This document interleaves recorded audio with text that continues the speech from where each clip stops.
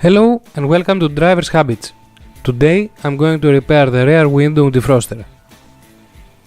First, I need full access to the rear window, so I remove the headrest. Here you see the contact, out of position. What I'm going to do is to solder the contact to a fully conductive spot on the resistance. As you see in the picture, the dark spot is the conductive area. The clear spot has no conductive material. Before the soldering process, I need to check if these connectors have power. So, turn the key ignition to the on position and activate the defrost mode.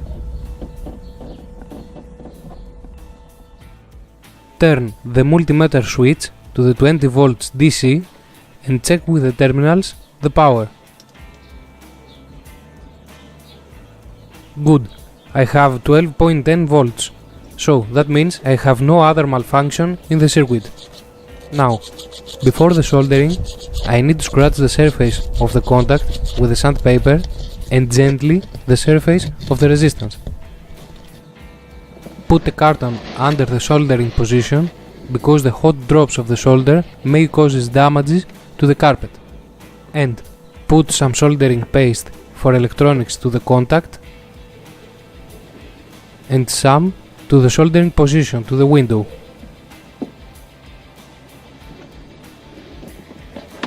So, use the soldering iron and put the contact to the solder position. Use your pliers to grab the contact and touch the soldering iron to the contact. The solder melts, and when you see the melting, remove the soldering iron and hold the pliers stable until the solder solidifies. Remove the pliers and it's time to test. Connect the power connector.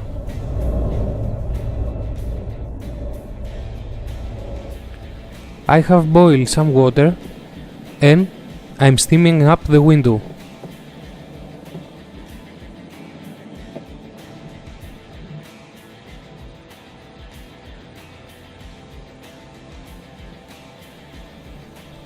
After this, turn the ignition key to the on position and activate the defrost mode.